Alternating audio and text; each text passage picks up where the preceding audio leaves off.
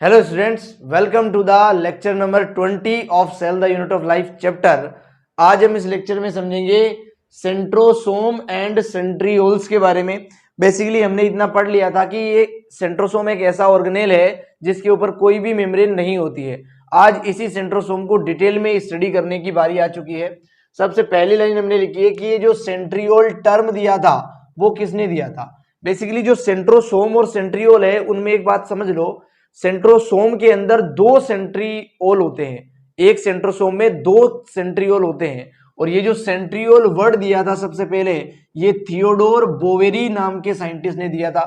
Theodore Boveri ने centriole word दिया था और दो सेंट्रियोल मिलकर एक सेंट्रोसोम बनाते हैं।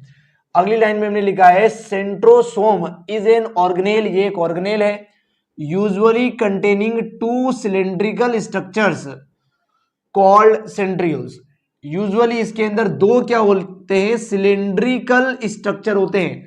सिलेंडर के जैसे, एक पाइप के जैसे, ट्यूब के जैसे दो स्ट्रक्चर होते हैं, उन्हीं स्ट्रक्चर का नाम क्या है, सेंट्रियोल है।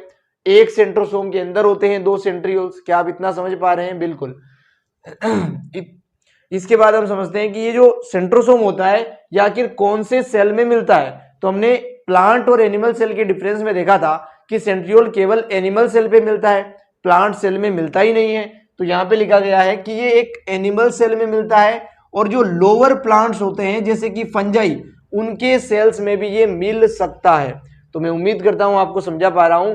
ये कहां पे मिलेगा, ये एनिमल्स के सेल में मिलेगा। उसके अलावा जो लोअर कैटेगरी के प्लांट होते हैं जैसे फंजाई, उनके अंदर भी सेंट्रियोल और सेंट्रोसोम मिल सकते हैं। आगे हमने लिखा है कि ये कहां पर नहीं मिलेगा, अब्सेंट कहां पर होगा।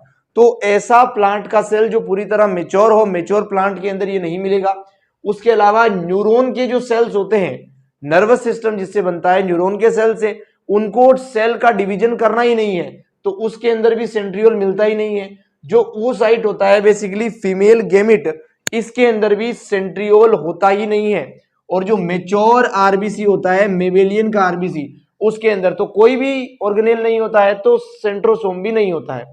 सेंट्रोसोम कहां कहां नहीं होता है, मेच्योर प्लांट के अंदर नहीं होगा, न्यूरॉन के अंदर नहीं होगा क्योंकि उसे सेल डिवीजन नहीं करना, oocyte के अंदर नहीं होगा, और मेच्योर मेमेलियन आरबीसी के अंदर भी नहीं होगा। तो मैं उम्मीद करता हूं इतने लाइंस को मैं आपको समझा पाया हूं। अगली लाइन में लिखा है centrioles are surrounded by amorphous pericentriolar material. बहुत ध्यान से देखना, मैंने एक सेंट्रोसोम की स्ट्रक्चर आपके सामने बना रखी है। यहाँ पे दो जो है वो सिलेंडर लाइक स्ट्रक्चर है, दो सिलेंडर लाइक स्ट्रक्चर आपको दिख रहे हैं यहाँ पे। इन सिलेंडर लाइक स्ट्रक्चर को बोलते हैं सेंट्रियोल। बेसिकली हमने लिखा है दो सेंट्रियोल, और दोनों सेंट्रियोल को मिलाकर एक वर्ड बोला जाता है डिप्लोसोम।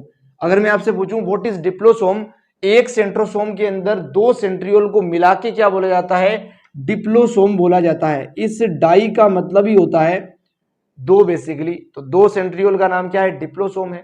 इन दोनों सेंट्रियोल के आसपास एक अमोर्फस यानी कि गाढ़ा पेरी सेंट्रियोलर यानी सेंट्रियोल के चारों तरफ, गाढ़ा सेंट्रियोल के चारों तरफ एक मटेरियल मिलता है, एक पदार्थ मिलता है बेसिकली। उसी पदार्थ का नाम क्या है, काइनोप्लाज्म नाम है उसका। इसी काइनोप्लाज्म का एक और नाम है सेंट्रोस्फीयर नाम है। इसी सेंट्रोस्फीयर को अभी अभी हमने पढ़ा, बोलते हैं अमोर्फस पेरी सेंट्रियोलर मटेरियल। और इसी जगह को, इसी रीजन को बोला जाता है zone of exclusion. Zone of exclusion हमने गोल्जी बॉडी के टाइम भी पढ़ा था कि गोल्जी बॉडी के आसपास कोई भी सेल ऑर्गेनेल नहीं मिलते हैं, उस एरिया को क्या बोलते हैं, जोन ऑफ एक्सक्लूजन बोलते हैं। ये जो सेंट्रियोल है दोनों, इसके आसपास भी कोई दूसरा ऑर्गेनेल नहीं मिलता है जहां पर ये मटेरियल, अमोर्फस मटेरियल बिखरा होता है। इसीलिए इस रीजन को बोला है zone of exclusion. Amorphous pericentriolar material तो बोलते ही हैं, सेंट्रोस्फीयर और काइनोप्लाज्म भी बोलते हैं इस रेड कलर के मटेरियल को जो मैंने आपके लिए ड्रॉ किया है। ये जो दो सेंट्रियोल होते हैं और ये जो रेड कलर का मटेरियल है, इस पूरी स्ट्रक्चर को मिला के बोलते हैं एक सेंट्रोसोम। बेसिकली एक सेंट्रोसोम के अंदर दो सेंट्रियोल आपको दिखाई दे रहे हैं और एक आपको काइनोप्लाज्म स्ट्रक्चर दिखाई दे रही है। और आप ध्यान से देखो तो इस काइनोप्लाज्म के ऊपर या इस सेंट्रोसोम के ऊपर कोई भी मेम्ब्रेन नहीं है, तो ये not surrounded by any membrane, कोई भी मेम्ब्रेन के द्वारा ये सराउंड नहीं किया जाता है। एक सेंट्रियोल को अगर आप बहुत ध्यान से देखो तो ये एक सिलेंडर लाइक स्ट्रक्चर है। इस सिलेंडर को अगर मैं ऐसे ड्रॉ करूं आपके सामने डिटेल में, तो इस सिलेंडर के अंदर बहुत सारे माइक्रोट्यूबुल के प्रोटीनियस फाइबर होते हैं। उन फाइबर की स्ट्रक्चर को बोला जाता है कार्ट व्हील स्ट्रक्चर। ये जो कार्ट व्हील लिखा है, पहिए के जैसा स्ट्रक्चर बेसिकली, यहां पर बहुत सारे प्रोटीन्स के रॉड्स होते हैं। बेसिकली कुछ ऐसे प्रोटीन के रॉड्स आपको मिलेंगे देखने को। ये जो प्रोटीन के रॉड्स है ये इस पूरे सिलेंड्रिकल ट्यूब के अंदर फैले होते हैं कुछ ऐसे। इन ट्यूब से मिलकर ये बड़ा ट्यूब बना है, जिस बड़े ट्यूब का नाम क्या है, बेसिकली सेंट्रिओल नाम है। और इन छोटे छोटे ट्यूब्स का नाम क्या है, वो जब हम इस कार्टव्हील स्ट्रक्चर को डिटेल में पढ़ेंगे, यानी कि 9+0 अरेंजमेंट को डिटेल में समझेंगे, तब हम बात करेंगे इन प्रोटीन्स का नाम क्या है। बेसिकली दोनों सेंट्रियोल्स जो होते हैं इन्हें centrosome lie perpendicular to each other. आप बहुत ध्यान से देखो, इस सेंट्रियोल और इस सेंट्रियोल के बीच का एंगल जो है ये वाला, ये कितना दिखाई दे रहा है आपको, 90 डिग्री। इसलिए दोनों सेंट्रियोल एक दूसरे के 90 डिग्री पे होते हैं, यानी कि परपेंडिकुलर होते हैं। In which each has an organisation of cartwheel. हर एक के पास कैसी ऑर्गेनाइजेशन है, कैसा अरेंजमेंट है, कार्ट व्हील के जैसा अरेंजमेंट है, जिसमें 9+0 एक प्रोटीन का अरेंजमेंट है। बाहर पेरिफेरी के ऊपर 9 प्रोटीन के रॉड्स मिलते हैं बेसिकली, और सेंटर के अंदर कोई रोड नहीं मिलता, इसलिए बोलते हैं 9+0 अरेंजमेंट। इस 9+0 अरेंजमेंट की स्ट्रक्चर को अभी हम ड्रॉ करते हैं। So you note this, then we further move on. So चलिए स्टूडेंट्स, अब हम किसी सेंट्रियोल के स्ट्रक्चर को बनाते हैं। बेसिकली जैसे मैंने समझाया कि एक सेंट्रोसोम के अंदर 2 सेंट्रियोल होते हैं जो कि कुछ इस टाइप से 90 डिग्री पे अरेंज होते हैं। ये जो एक मार्कर आपको दिख रहा है, इसे एक सेंट्रियोल से आप कंपेयर कर सकते हो। ये सेंट्रियोल जो है एक सिलेंड्रिकल स्ट्रक्चर है। इसकी लंबाई के अंदर बहुत सारे प्रोटीन के रोड्स पाए जाते हैं। उन प्रोटीन के रोड्स का अरेंजमेंट कैसा है उसे समझाने के लिए मैं इस सेंट्रियोल का टॉप व्यू आपको दिखाऊंगा। मार्कर जिस डायरेक्शन से अभी आपको दिख रहा है, उस डायरेक्शन से मैं आपको सेंट्रियोल को दिखाऊंगा। सेंट्रियोल अभी हमने इस डायग्राम में ऐसे बनाया था, अब मैं इसी सेंट्रियोल को आपको इस तरह से उसका टॉप व्यू दिखा रहा हूं। इसके अंदर कितने प्रोटीन के रॉड्स मिलेंगे, क्या क्या नाम है उन प्रोटीन्स के, वो हम देखेंगे। और जिसे ही 9+0 अरेंजमेंट बोलते हैं बेसिकली, उसको ड्रॉ करने जा रहे हैं अब हम। सो ध्यान से देखिएगा, सबसे पहले मैं स्ट्रक्चर बनाते टाइम 9 डॉट्स लगाऊंगा यहां पे कुछ ऐसे।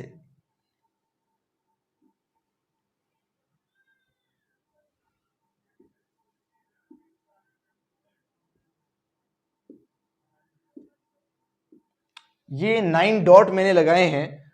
बेसिकली एक कार्ट व्हील के जैसा स्ट्रक्चर बनेगा, गाड़ी के पहिए जैसा स्ट्रक्चर बनेगा। तो मैं यहाँ पे कुछ प्रोटीन के रॉड्स बना रहा हूं।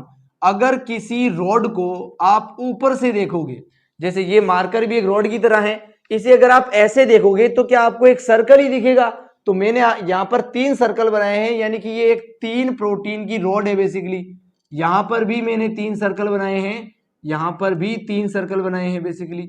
ऐसे ही सर्कल बनाते जाओ आप हमारे साथ। एक सेंट्रियोल का टॉप व्यू हम ड्रॉ कर रहे हैं बेसिकली।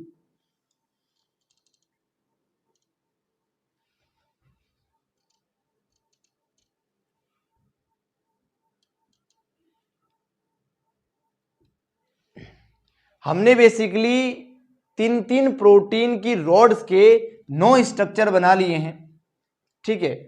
इसी तीनों रॉड के नाम रखे जाते हैं बेसिकली। सबसे ऊपर वाले को बोलते हैं ए, उसके अंदर वाले को बोलते हैं बी, उसके अंदर वाले को बोलते हैं सी।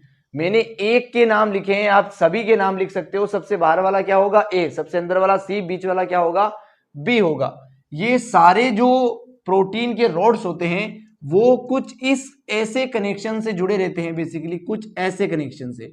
आप ध्यान से देखो, सबसे बाहर वाली जो रॉड है वो सबसे अंदर वाली रॉड से कनेक्ट कर रहा हूं मैं, कुछ ऐसे। सबसे बाहर वाली रॉड सबसे अंदर वाली रॉड से कनेक्ट हो रही है, कुछ ऐसे। सबसे बाहर वाली का नाम क्या है, ए है। सबसे अंदर वाली का नाम क्या है, सी है। ये ए है, ये सी था, और ये बीच वाला बी रहेगा। यानी कि ए और सी जो रोड है वो जुड़े हैं बेसिकली, इसीलिए इस जोड़ने वाले स्ट्रक्चर का नाम हमने क्या रखा है, एसी लिंकर रखा है। क्या रखा है, एसी लिंकर। अगर आप चाहो तो इसे सी ए लिंकर भी बोल सकते हो, दोनों नाम बिल्कुल सही है। ठीक है क्या, ये जो हमने तीन तीन रोड बनाए हैं प्रोटीन के, इनका नाम हम लिखते हैं, ये पेरीफेरी पे प्रेजेंट है तो इन्हें बोलते हैं पेरीफेरल। ये माइक्रोट्यूबुल के बने हैं तो इन्हें बोलते हैं माइक्रोट्यूबुलर। ये ट्रिपलेट है बेसिकली, एक जोड़े के अंदर तीन तीन रोड है तो इन्हें बोलते हैं ट्रिपलेट। इन्हें क्या बोलते हैं, ट्रिपलेट्स बेसिकली। तो पेरीफेरल माइक्रोट्यूबुलर ट्रिपलेट्स, यहां पे कितने पेरीफेरल माइक्रोट्यूबुलर ट्रिपलेट्स है, बेसिकली 9 पेरीफेरल माइक्रोट्यूबुलर ट्रिपलेट्स है। 9 ऐसी स्ट्रक्चर आपको दिख रही है आंखों के सामने। अब मैं बात करता हूं आपके सामने और कुछ प्रोटीन के स्ट्रक्चर जो इसी के अंदर मिलते हैं। इस स्ट्रक्चर के सेंटर में बेसिकली आपको कुछ प्रोटीन दिखेगा, कुछ ऐसे राउंडेड फॉर्म में। इसे बोलते हैं बेसिकली सेंट्रल हब, है ना। सेंट्रल हब है जो प्रोटीन का बना हुआ है, तो इसी का नाम मैं यहां पे लिख रहा हूं, इसे बोलते हैं सेंट्रल प्रोटीनियस हब।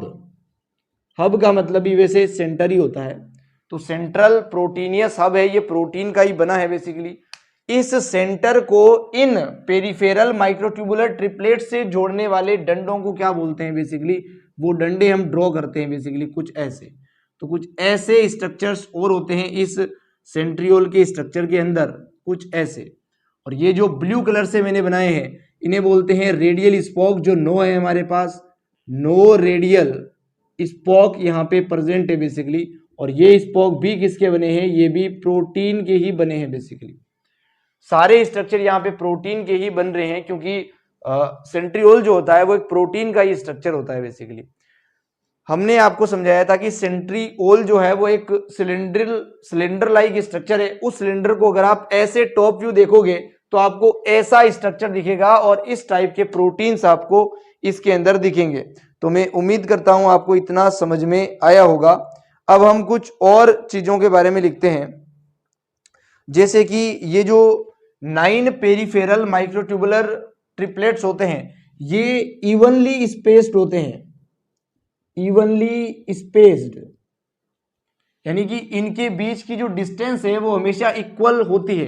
हालांकि बनाने में थोड़ी सी इक्वल नहीं लग रही है मुझे मेरे डायग्राम में, लेकिन आपको ऐसा डायग्राम बनाना है जिसमें 9 के बीच की डिस्टेंस हमेशा इक्वल रहे, इन 2 के बीच की डिस्टेंस दूसरे 2 के बीच के डिस्टेंस के बराबर रहे, बेसिकली सब के बीच में डिस्टेंस क्या रहे, इक्वल रहे। तो आप ये भी लिख सकते हो कि इनके बीच में क्या होती है, इक्वल डिस्टेंस होती है बेसिकली, आप ये भी कह सकते हो। ये सारा स्ट्रक्चर प्रोटीन का बना हुआ है। अगर आप ध्यान से देखो तो पेरीफेरी पे कितने प्रोटीन के रोड्स आपको दिख रहे हैं, 9 स्ट्रक्चर दिख रहे हैं, रोड तो 27 दिख रहे हैं, है ना। एक के अंदर 3 है और टोटल है 9, तो 27 पाइप से मिलकर बनी है ये स्ट्रक्चर बेसिकली, जिसके अंदर 9 स्ट्रक्चर दिख रहे हैं पेरीफेरी पे, और सेंटर के अंदर कोई भी ऐसा रोड नहीं दिख रहा है, केवल प्रोटीन का एक ढेर है बेसिकली, जिसको सेंट्रल प्रोटीनियस हब हमने बोला है। इसीलिए इस स्ट्रक्चर को बोला जाता है 9+0 अरेंजमेंट, क्योंकि 9 प्रोटीन के स्ट्रक्चर बाहर की तरफ है और अंदर कोई भी प्रोटीन का स्ट्रक्चर नहीं है, इसलिए 9+0 अरेंजमेंट इस सेंट्रियोल के स्ट्रक्चर को कहा जाता है। इसी को बोलते हैं कार्ट व्हील स्ट्रक्चर बेसिकली। ये गाड़ी के पहिए की तरह लग रहा है हमें, इसलिए इसको कार्ट व्हील स्ट्रक्चर भी बोलते हैं। So you please note this, then we further move on. So चलिए स्टूडेंट्स, अब हम कुछ और लाइन समझते हैं जो सेंट्रियोल की स्ट्रक्चर के बारे में लिखी गई है। सबसे पहली लाइन है, there are made up of 9 evenly spaced peripheral fibrils of tubulin. Basically 9 क्या होते हैं, evenly spaced peripheral microtubular fibre होते हैं प्रोटीन के, उन फाइबर से बना होता है सेंट्रोसोम है, सेंट्रियोल जो है बेसिकली। ये 9 होते हैं, ये बहुत इंपॉर्टेंट है, और ये इवनली स्पेस्ड होते हैं, ये वर्ड भी बहुत इंपॉर्टेंट है। अगली लाइन समझ सकते हो आप, each of peripheral fibril is a triplet. एक जो पेरिफेरल का फाइब्रिल होता है, स्ट्रक्चर होता है, वो ट्रिपलेट होता है, यानी कि उसके अंदर 3 रोड्स होती है प्रोटीन की basically. Each peripheral fibril is a triplet. अगली लाइन है the adjacent triplet are also linked. किससे लिंक्ड होते हैं वो? एसी लिंकर से लिंक्ड होते हैं। हम ये स्ट्रक्चर में भी समझ चुके हैं कि दो ट्रिपलेट्स जो पास पास है, एडजेसेंट है, वो ऑल्सो लिंक्ड होते हैं, जुड़े होते हैं एसी लिंकर प्रोटीन की वजह से। The central part of the centriole is also proteinaceous, वो भी प्रोटीन का बना है। एंड कोल्ड द हब, जो सेंटर का पार्ट है किसी सेंट्रियोल का, वो भी प्रोटीन का बना है और उसी को सेंट्रल हब बोलते हैं। Which is connected with tubules, ये किसके साथ जुड़ा हुआ है? बाहर का जो पेरिफेरल प्रोटीन है, फाइब्रिल है, ट्यूबुल है, उसके साथ, पेरिफेरल के साथ जुड़ा है। किससे? रेडियल स्पोक से जुड़ा है बेसिकली। रेडियल स्पोक भी किसका बना है? प्रोटीन का बना है बेसिकली। तो सेंट्रल हब और पेरिफेरल के जो माइक्रोट्यूबुलर स्ट्रक्चर है वो दोनों रेडियल स्पोक्स के द्वारा जुड़े हुए हैं, इस लाइन में लिखा गया है। आगे हमने सेंट्रियोल के कुछ फंक्शन लिखे हैं। सेंट्रियोल 2 काम करता है, बहुत ध्यान से समझना। जब किसी सेल को, एनिमल सेल को सेल डिवीजन करना होता है तो क्रोमोसोम को अलग अलग पोल्स पे खींचने के लिए कुछ फाइबर की रिक्वायरमेंट होती है। वो फाइबर जो है स्पिंडल फाइबर कहलाते हैं और ये स्पिंडल फाइबर ट्यूबुलिन प्रोटीन के बनते हैं और इन स्पिंडल फाइबर को जो बनाने का काम है वो करता है सेंट्रियोल। सेंट्रियोल के अंदर जितने भी स्ट्रक्चर है वो सब प्रोटीन के हैं, यानी कि एक प्रोटीन का बना हुआ है। इसी प्रोटीन से कुछ प्रोटीन के फाइबर निकलते हैं जिन्हें क्या बोलते हैं? स्पिंडल फाइबर बोलते हैं बेसिकली। तो स्पिंडल फाइबर का फॉर्मेशन करता है कब? During cell division in animal cell. समझ सकते हैं स्पिंडल फाइबर का फंक्शन क्या है? क्रोमोसोम को अलग अलग पोल्स पे लेके जाना बेसिकली। अगला फंक्शन मैं आपको समझाता हूं। किसी भी सेल को मूवमेंट करने के लिए सीलिया और फ्लेजिला की आवश्यकता होती है, जरूरत होती है। उसी मूवमेंट को लोकोमोशन बोलेंगे। लोकोमोशन करने के लिए जो सीलिया और फ्लेजिला चाहिए उसके अंदर एक ऐसा स्ट्रक्चर होता है जहां से वो सीलिया और फ्लेजिला बाहर निकलती है, उसे बोलते हैं बेसल बॉडी। जो बेस पे लगा हुआ है किसी भी सीलिया और फ्लेजिला के, उसे क्या बोलते हैं? Basal body. इसी बेसल बॉडी का एक और नाम है बेसल ग्रेन्यूल और इसी बेसल ग्रेन्यूल को बोलते हैं बल्फेरोप्लास्ट। चाहे बेसल बॉडी बोलो, बेसल ग्रेन्यूल बोलो या बोलो बल्फेरोप्लास्ट, तीनों का मतलब सेम है। ये किसके अंदर होते हैं? किसी भी सीलिया और फ्लेजिला के बेस के ऊपर होते हैं, जहां से सीलिया और फ्लेजिला निकलना स्टार्ट होती है। ये जो बेस है सीलिया और फ्लेजिला का, जिसका नाम बेसल बॉडी है, इसको भी कौन बनाता है? इसको भी सेंट्रियोल ही बनाता है, क्योंकि सेंट्रियोल के अंदर कैसा अरेंजमेंट है? 9+0। किसके अंदर है ऐसा अरेंजमेंट? ऐसा अरेंजमेंट है सेंट्रियोल के अंदर। इसीलिए जो बेसल बॉडी होता है, बेसल बॉडी ऑफ सीलिया, उसका भी अरेंजमेंट कैसा होगा? 9+0। अगर मैं आपके सामने लिखूं बेसल बॉडी ऑफ फ्लेजिला, तो इसका भी अरेंजमेंट कैसा होगा? 9+0 ही होगा। अगर मैं आपके सामने लिखूं स्पिंडल फाइबर, ये जो फाइबर है बेसिकली इसका अरेंजमेंट 9+0 नहीं होगा। बहुत ध्यान से देखना, चाहे वो सेंट्रियोल हो, बेसल बॉडी हो, सीलिया और फ्लेजिला की, इन तीनों का अरेंजमेंट 9+0 होगा, लेकिन जो स्पिंडल फाइबर है इसका अरेंजमेंट 9+0 नहीं होगा, क्योंकि ये एक बेसिकली फाइबर है। इस सेंट्रियोल से निकलने वाला एक प्रोटीन का फाइबर है, तंतु है, टुकड़ा है, रस्सी है। इस रस्सी का अरेंजमेंट ये नहीं होता है। बाकी इन तीनों स्ट्रक्चर का अरेंजमेंट क्या होता है? 9+0 होता है। तो मैं उम्मीद करता हूं आज का लेक्चर आपको बहुत अच्छे से समझ में आया होगा। अगर फिर भी कोई डाउट है तो आप हमें कमेंट कर सकते हैं, मैं ऑलमोस्ट रिप्लाई करूंगा सभी का। सो मिलते हैं नेक्स्ट लेक्चर में, तब तक chill then and good bye.